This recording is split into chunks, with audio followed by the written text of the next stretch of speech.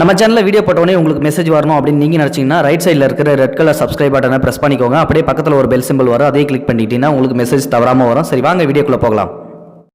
ஒரு காட்டுப்பகுதியில் கரையான்கள் ஒன்று கூடி ஒரு புற்றை கட்டுவது என்று தீர்மானம் செய்தது. அதற்கான இடத்தையும் தேர்வு செய்து புற்றுக்கு உகந்த மண்ணையும் தேர்ந்தெடுத்து அந்த கரையான்கள் அனைத்தும் புற்றை கட்டத் தொடங்கின. அந்த இடத்திற்கு ஒரு பாம்பு வந்தது. கரையான்கள் கடுமையாக வேலை செய்வதை பார்த்து கொண்டிருந்தது. அன்றிலிருந்து கரையான்கள் வேலை செய்யும் இடத்திற்கு வருவதையும் அதை வேடிக்கை பார்ப்பதையும் வழக்கமாகவே கொண்டிருந்தது அந்த பாம்பு.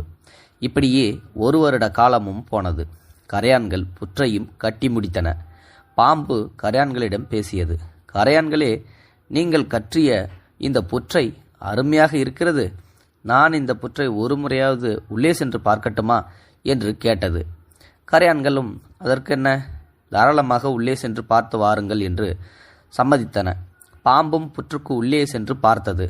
பாம்பு வெளியே வரும் என்று கரையான்கள் அனைத்தும் காத்து கொண்டிருந்தன. அது வெளியே வரவே இல்லை. கரையான்கள் வெளியிலிருந்து பாம்பை கூப்பிட்டன. புற்று எனக்கு வசதியாக இருக்கிறது. இனி இந்த புற்று என்னுடையது. உங்களுக்கு வேண்டுமென்றால் நீங்கள் இன்னொரு புற்றை கட்டிக்கொள்ளுங்கள். இங்கிருந்து கிளம்புங்கள். இல்லையென்றால் என்னுடைய விஷத்துக்கு நீங்கள் இரையாகி போவீர்கள் என்று அந்த கரையான்களை மிரட்டியது பாம்பு. சோகத்தோடு கிளம்பின அங்கிருந்த கரையான்கள் அனைத்தும். வழியில் சாதுவை சந்தித்து நடந்த அனைத்தையும் சொல்லி அந்த கரையான்கள் வருத்தப்பட்டன. சாது நேராக பாம்பிடம் சென்று பேசினார். பாம்பே, புற்றை உருவாக்கி கொள்ளும் ஆற்றல் உனக்கு இல்லை. அடுத்தவன் உழைப்பை நீ திருடுகிறாயே. அடுத்தவன் உழைப்பை பலத்தால் பெறுவது நியாயம் இல்லை என்றார். பாம்பு பேசியது. சாதுவே, உலகத்தில் பலவான்கள் வைத்ததுதான் சட்டம் என்பது உங்களுக்கு தெரியாதா? பலவானிடம் நியாயத்தை எதிர்பார்ப்பது முட்டாள்தனம் என்று சொல்லிவிட்டு அங்கிருந்து திமிராக நடந்து சென்றது அந்த பாம்பு. கரையான்கள் அழுது கொண்டே அந்த இடத்தை விட்டு நகர்ந்தன. சாதுவும் நகர்ந்தார். சில மாதங்கள் சென்றன. பாம்பு தனது குடும்பத்தோடு புற்றில் வசதியாக வசித்து வந்தது. ஒரு நாள் பாம்பு தன்னுடைய குட்டிகளோடு புற்றுக்கு வெளியே வந்து திரிந்து கொண்டிருந்தது. அப்போது அங்கு வந்த மிகப்பெரிய பருந்து ஒன்று பாம்பை கொத்திக்கொண்டு பறந்தது. குட்டிகள் அனைத்தும் கத்தி கதறி ஆரம்பித்தன. வானத்தில் பறந்து கொண்டிருந்த பருந்து பொத்தென்று பாம்பை கீழே போட்டது. பாம்பு விழுந்த இடம் அந்த சாதுவின் ஆசிரம வாசல். உயிர் பிரியும் தருவாயில் சாதுவிடம் பேசியது பாம்பு. சாதுவே, நான் இல்லாமல் என்னுடைய குட்டிகளால் வாழ முடியாது. ஆகவே என்னை எப்படியாவது காப்பாற்றுங்க என்று பாம்பு கெஞ்சியது. அதற்கு அந்த சாது சொன்னார். பாம்பே, விதி சொல்லிக் கொடுக்கும் பாடம் ஒன்றை நீ தெரிந்து கொள். வலிமை பலம் என்பது நிரந்தரம் அல்ல. இன்று எவற்றையெல்லாம் பலமாக உணர்கிறாயோ அவற்றையெல்லாம் நாளை பலவீனமாக உணர்வாய்.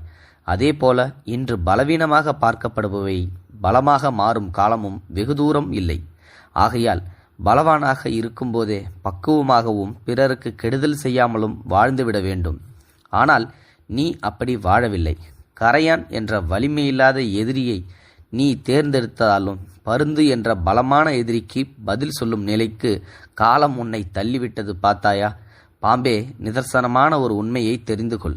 அடுத்தவனை வருத்தப்படுத்தி அதை ரசிக்கும் உன்னுடைய இந்த குணத்தை இந்த உலகம் வேண்டுமானாலும் மறந்து போகலாம். ஆனால் நீ கீழே விழும்போது காலம் அதை உன் நினைவில் கொண்டு வரும்.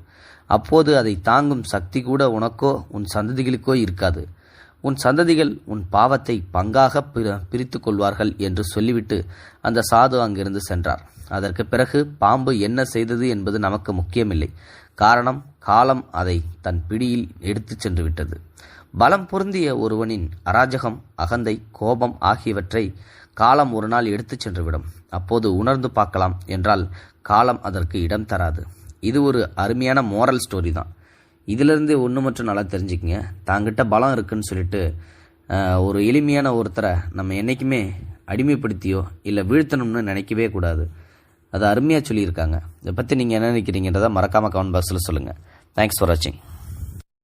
இது போன்ற செய்திகளை உடனுக்குடன் நீங்கள் தெரிந்து கொள்ள மறக்காமல் எங்களுடைய சேனலை சப்ஸ்கிரைப் செய்யவும், கூடவே பக்கத்தில் வரும் பெல் ஐக்கானையும் கிளிக் செய்யவும்.